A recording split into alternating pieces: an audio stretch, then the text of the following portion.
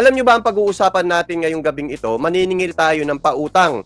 Iniisip ko nga kung nabudol na naman ni Libayan yung kanyang mga subscriber sa mga nakikinig sa kanya.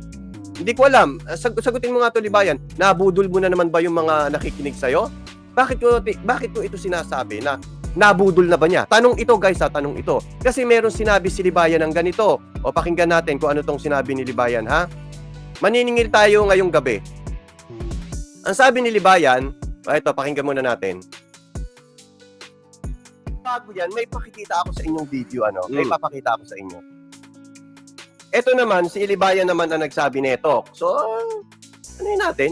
Pagbigyan natin. Sabi dito ni Libayan, That's the difference between you and me. I admit I commit a lot of mistakes. yan ina-admit niya raw na nag-commit siya ng a lot of mistake. Kasama ba yung pagsisinungaling doon, Libayan? Di ba tinatawag mo ako sinungaling? O, di ba, Bantot, tinatawag mo rin ako sinungaling? O, Bantot, teka. Bantot, ba't hindi ito i-rebat mo? Takot ka, Bantot? Asan na yung Safe Spaces Act? Bakit ang inaano nyo, ang kino-content ninyo, si Mama Rani? Yung topic ko, yung thumbnails ko, yung picture ko about kay Mama Rani. Bakit ito hindi mo kino-content, Bantot? Takot ka? Takot ka sa argumento? Gusto mo burol? Kita nyo kung gaano ka walang utak itong mga vlogger ni Libayan. Isama nyo na si Libayan, walang utak. Ayan, Libayan, sabi mo magsosorry ka. O, pakinggan nga natin to. Sabi ng phone mo, I commit a lot of mistake. Hindi, sasambahin na naman ng mga ano yan, ng mga bobong zombie yan. O, kita mo si Libayan, nag-a-admit ng kanya mistake. Sambahin! Sambahin! Lahat ng gawin ni Libayan, sasambahin ng mga zombie yan. Pero nung nag-admit ako ng mistake, sinungaling ka! Aminado ka! Nagkasala ka! Sinungaling ka! Pag si Libayan, sinamba nyo. Pag ako hindi, dapat sambahin nyo rin ako. Ayun. Eto, Libayan, mag-sorry ka kay Fiscal EJ. Ha? Libayan, mag-sorry ka kay Fiscal EJ. Ano, umpisa na ba tayo? Umpisahan na natin i-expose ang katangahan at kabobohan ni Libayan. Kaya sa mga kabatas dyan, sit back and relax. Nakita na ninyo, sinasabi ni Libayan na magsosorry daw siya kung nakapag-commit siya ng mistake. Kaya nga nagpe-fiesta yung mga zombie. Sabi nila, oh, yung grave scandal, nag-sorry na nga. Iba talaga si Libayan, nag-sorry. Kapag nag-sorry, sinasamba. Pag hindi nag-sorry si Libayan, sasambahin nyo rin. Ganyan kayo ka-zombie. Tandaan nyo, nilalahat ko lahat ng kabatas, mga zombie ang mga yan. At yung mga zombie na yan, isama nyo na rin si Bantot. Takot yan makipag-diskusyon sa akin. Oh, ano Bantot? Pag-usapan natin yung Safe Spaces Act. Di ba magaling ka mag-mekos-mekos? O imekos-mekos mo nga yung kabubuhan ng puon mo. Imekos-mekos mo yung katangahan ni Libayan na nagtuturo ng mali. Bakit hindi nagsosorry ang puon nyo? Ha? Ba't hindi nagsosorry ito? Pagsurihin nyo yan. Sabi niya kasi nagsosorry siya Ngayon, di ba yan? Kung hindi ka mag-sorry, mambubudol ka talaga. Yun, kung hindi ka lang magsosorry. Pero kung magsosorry ka, semi-budol. Bakit semi-budol? Bukas malalaman natin, may content tayo bukas, i-compare natin siya kay Atty. Villamor. Kaya nga di ba sinasabi na, si Atty. Villamor daw masyado raw balat sibuyas. Hindi balat sibuyas si Atty. Villamor. Meron siya kasing dignidad. Hindi katulad neto, hindi katulad niyan, wala siya magawa kay Melo Yap. Bakit? Strong lang ang malakas. Shoutout kay Kuya J Machete at saka sa sa jowa mo. Bahala ka na kung sinong jowa ang gusto mo. In-invite ko silang lahat dito sa live ko. Pinagsasend ko ang link ko, sabi ko manood kayo. Kung sino una magko-comment dito, siya ang jowa mo. Hindi, balik tayo dito. Yun lang naman ang ko ngayon dito. Hinahanap ko yung pagsosorry ni Libayan. Libayan, ulitin ko. Nambubudol ka na naman ba ng mga followers mo? Ng mga subscriber mo? Ha, Libayan? Nambubudol ka na naman. Di ba sabi mo magsosorry ka? Bakit hindi ka ngayon magsorry? Yung Safe Spaces Act mo. Ilabas mo ang katunayan na kapag pinagbawalan kang tumae, Safe Spaces Act yun. Alam ko, may yun dito Hanapin ko Si Chia Malupit. Kilala ba ninyo si Chia Malupit, guys? Ito. May content si Libayan dun Kay Chia Malupit at saka kay wala na, hindi ko na makita rito yung Chia Malupit. And Atty. Libayan. Na pag hindi pinatae, pwede mong kasuhan ng Safe Spaces Act. Hindi ko makita dito Hindi kasi ako ready. So anyway, ilalabas ko sa ibang araw yon. Angkas Rider. Ayan, sabi ni Inhinyerong Sibil, Angkas rider daw yon, no? Kawawa client ni Attorney L pag ganyan error ang case file. Mali-mali ang sinasampa nito. Kaya nga walang lumusot kahit isa kay Rapi Tulfo eh. Ilang kaso na ba ang isinampa niya kay Rapi Tulfo? Magmula sa COMELEC hanggang sa Supreme Court, hanggang SET. Mula sa COMELEC hanggang SET, sinampahan ni Libayan ng kaso itong si Rapi Tulfo. Pero bakit walang pumasok? At ang pagkakadismiss, puro technicalities. So nakikita ninyo ang kabobohan ni Libayan? Ngayon, litaw na litaw na ang kabobohan ni Libayan. Bakit? Dahil kay Melo Yap. So nakikita ninyo, ang isasampa, Safe Spaces Act. All law fits all. Ganyang kabobo itong abogado na ito. Tapos, ano ang ginagawa ng mga vlogger niya? Hindi may pagtanggol. Kawawa ka naman, Libayan. Wala kang tagapagtanggol. Kaluoy. Kiro. Alam niyo yung salitang kiro? Saan yon? Sa mga manubo yon. Kapag sinabing kiro, kawawa. Puro YouTube eh. O tama. Puro YouTube ang ginagawa mo. Puro ka pera, pera, pera. Sa bagay, ikaw naman na nagsabi nun eh. Ginagawa mo lang lahat ng ito dahil sa pera. Bakit, Libayan? Mukha ka na bang pera? Asan ang pagiging abogado mo? Maluoy ba? O, kaluoy nga eh. Kaluoy. Kaluoy na abogado. At hindi lang yan. Hindi lang abogado, hindi lang itong abogadong ito ang kaluoy. Mas kaluoy yung mga kliyente nito. Mas kawawa ang kliyente nito. Patalo. Tignan mo yung nangyari. Kay Likop, na technical siya. Sa SET, na technical din siya. Ang bobo talaga, no? Magtitiwala pa ba kayo dito? Magtitiwala pa ba kayo dyan? Bobong abogado yan. Walang alam. YouTube lang. Yung mga bobo rin naman na mga naniniwala sa kanya, sinasamba siya. Kasi nga, sabi ni Libayan, paligiran mo ang sarili mo ng mga bobo para tumalino ka. Kaya yan, ang nasa paligid ni Libayan, puro bobo. Ano ang katunayan na puro bobo? Hinahamon ko lahat. Mapa-vlogger, mapa-subscriber ni Libayan na kabatas sa isang diskusyon. Patutunayan ko na yung puon nyo na si Libayan ay isang bobo. Tandaan nyo, malapit na ang anniversary ng katangahan yan. Katangahan yan sa age of sexual consent. Nagsalita na rin ng Supreme Court doon patungkol sa age of sexual consent. Labas na labas ang kabobohan nito. Tapos naniniwala kayo dyan, ipinapahamak na kayo. Tandaan ninyo, yung abogadong yan ang nagsabi na pwedeng magpasok ng minor sa motel kahit hindi ka mag-anak. Na nakilala lamang sa social media, pwedeng ipasok. Ang nagsabi niyan, eto, ayan. Tandaan nyo ang pagmumukang yan. Kunin yung abogado kung gusto nyong manalo. Yung kalaban nyo. Boss, kalma lang. Tinoy, dali ayan. In Felpira, boss, kalma lang. Dadada, ang advocacy niya, tao, hindi issue. Hindi na nga niya mabanggit. Libayan, ba't mo na binabanggit? Issue, hindi tao. Hinahamon ko, lahat ng vlogger ni Libayan. Sampa. Nahamon ko. Bigyan natin ng link para mag-enjoy tayo. Malay mo naman. May maglakas. Malay nyo, si Bantot, maglakas ng loob. Puntahan nyo ron. Magdiskusyon kami rito. Patutunayan ko na si Libayan, bobo. Pagdating sa batas, bobo itong abogadong ito. Ikaw na mismo, Libayan, kung nandyan ka, paggalawin ng baso. Paggalawin mo. Ikaw ang umakyat dito. Kasi sabi ni Akla, paglalaruan mo raw ako eh. Subukan mo umakyat dito, Libayan. Ikaw ang paglalaruan ko. Promise ko yan sa'yo, Libayan. Umakyat ka lang dito sa live ko, ikaw ang paglalaruan ko. Naliligo pa daw si Gayo. Maniwala kayo, hindi naliligo sa CR yun, nagjajakol lang yun. Itsura nun, naliligo.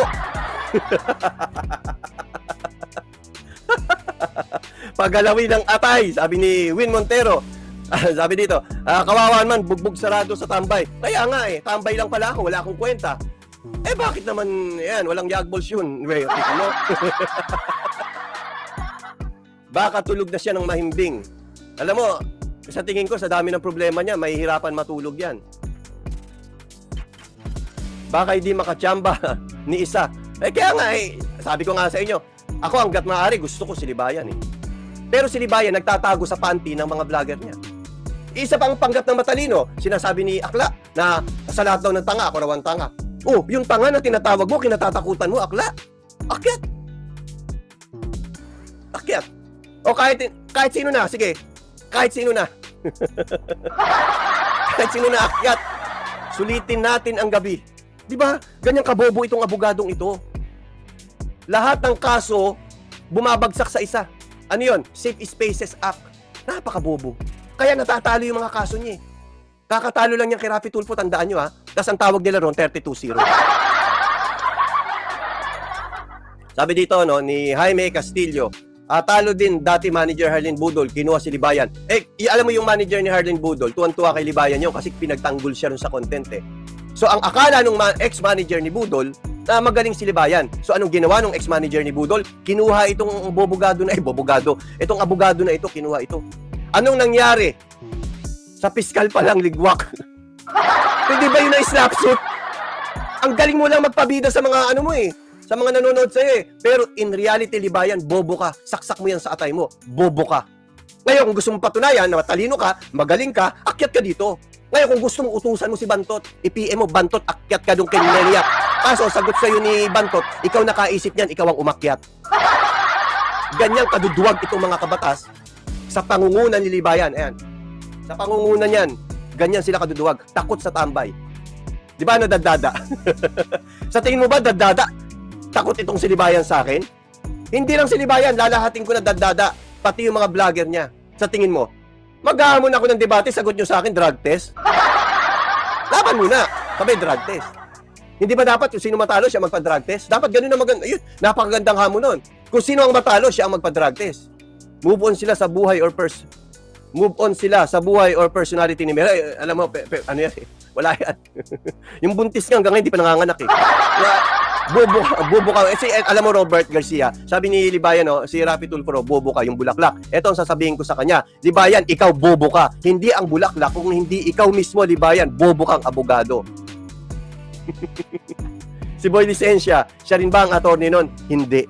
Pero, may pero. Malay nyo, may magsabi dyan sa comment section, hindi ko kilala eh. Akin ang lisensya mo. Sino abogado nun? Sa mga nakakaalam, bahala na kayo dyan.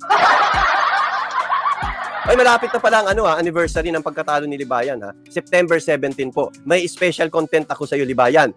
September 17 guys, matagal. Ano pa, 1 month pa. August pa lang ngayon, di ba?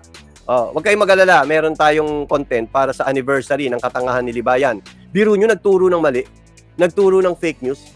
Mukhang takot sila sa issue ni Attorney Libayan. Gusto nila topic yung jowa mo. Sino doon? Ay, hindi na nila kaya. Wala na. Kung may utak ang manonood, alam nila natakot sila kay Melo Yap. Noon pa lang, nung panahon pala naghahamunan ng droga-droga na yan, yung mga bintang nila na kailangan magpa-drug test bago magdebate. Doon pa lang, kung may utak ka, alam mo na, ayaw lumaban ni Bantot. Gumawa pa ng kontrata yan si Bantot eh. Nasa kontrata, pag tumakbo siya, sarado channel ko. Anong katangahan yan, Bantot? Anong katangahan yan? Tapos si Libayan naman, sa halip na i-rebut yung katangahan niya, ang ginawa, kumanta, ang pinuna, yung channel ko. Yung dalawang channel, yung panapanahon ng pagkakataon. Ngayon yung kinanta niya. Kung hindi ba naman tanga-tanga itong si Libayan, hindi ba Libayan nadilitan ka rin ng channel? Di ba nadilitan din to ng Facebook? Bobo. Tapos ang pupuna mo sa akin, yung YouTube ko na-delete. Pero yung katangahan mo, kabobohan mo, hindi mo nire-rebat. Parang yung sinasabi niya, tinatawag ko raw siyang bobo. O di ngayon, dapat ang sinagot mo, Libayan, bakit kita tinatawag na bobo? Dapat yun ang kontrahin mo, bakit kita tinatawag na bobo? Kasi madali lang tumawag ng bobo tulad mo. Tawagin mo akong bobo, okay lang yon. Pero para sabihin mo kung bakit ako naging bobo, yun ang hindi mo kaya. Kabaliktarin naman natin. Ako sinasabi ko kung bakit ka bobo. Pero ikaw, hindi mo maribat. Di ba? Hindi mo maribat. I-rebat mo naman, di ba yan? Laki naman ng takot mo sa akin. Di ba abogado ka, tapos tambay ako? Abogado ka, tambay ako, takot ka. Ganun ba ang issue mo? Tapos kunwari, hindi ko papansinin si Melo Yap. Kung di ka ba naman kalahating tae, hindi mo ako papansinin. Bakit binabantaan mo ako, nakakasuhan mo ako? Ha? Di ba? Binabantaan niya ako, nakakasuhan niya ako. Nung nalaman niya na may utak para si Melo Yap at hindi natatakot sa kanya, siya ngayon ang natakot sa akin. Di ba yan? Hanggang kailan ka tatakbo kay Melo Yap? Hanggang kailan? Yung bakya mo na iwan. Dapat ipaliwanag. Dapat nga niyang ipaliwanag kasi alam niyo kung bakit. Biro mo, tinawag ko siyang bobo, tapos umiyak. Alam mong iniyak. Tinawag ko na siyang bobo. Dapat ang ginawa mo, Libayan, bakit kaya ako tinawag ni Melo Yap na bobo? Alamin mo bakit. Manood ka ng content ko, makikita mo. Kaya pala ako tinawag ni Melo Yap na bobo kasi may sinabi akong ganito. Ididibang kita dyan, Melo Yap. Hindi ako bobo, ikaw ang bobo. Dapat ganon. Di ba? Pero hindi. Ang iniyak-iyak ni Libayan na ako daw bobo. Pero hindi niya sinasabi, bakit ako naging bobo? Hindi. Pero ako, sinasabi ko, siya bobo. Katunayan, yung mga pinagsasampa niyang kaso na di-dismiss dahil doon sa kabobohan niya. Maling kaso ang sinasampa niya. Ganyang kabobo yung abogado na yan. Kawawa ang mga kliyente niyan. Kaya pala ang daming negative review niyan sa ano niya eh. Sa YouTube niya eh. Yung sa law firm niya. Sa Google. Kaya pala maraming negative review. Eh kasi bobo nga naman talaga itong abogadong ito. Diba? Oh, yung mga ano mo, mga garapata mo, yung mga alagad mo, iyak ng iyak dun sa YouTube mo, sa channel mo, sa FB, iyak ng iyak, kailan mo raw ako kakasuhan? Bakit patay malisya ka? Ibig sabihin, hindi mo ako kaya, di ba yan? Dahil bobo ka, sa harap ng judge, sasabihin ko, bobo ka, hindi bulaklak, kung hindi ikaw mismo, bobo. Biro mo nagtuturo ka ng mali, marami kang ipapahamak sa pinaggagawa mo, di ba yan? Katunayan, may napahamak na, 3 madadagdagan pa. Antay lang yung madadagdagan at matutuwa kayo. Eh, itong si Akla, pag lumabas ang warrant of arrest ni Akla, susulatan namin ang eskwela niya, susulatan namin ang embassy. Ipapadala namin ang warrant of arrest para hindi na makapag-renew ng passport itong si Bakla. No? Ramdam na ramdam ko pagka-bobo sa description mo, tol. Bobong abogado, kailan ka magsosorry? Libayan versus Meloyap. O, Libayan, kailan ka magsosorry? Kasi siya nagsabi, kapag ako nagkamali, magsosorry ako. Ang tindi pa nga ng sinabi niya ron, hindi ako katulad nyo. Utot mo, Blue, anong hindi katulad nyo? Talagang hindi ka katulad ni Fiscal EJ. Dahil ikaw bobo ka, nagtuturo ka ng maling batas.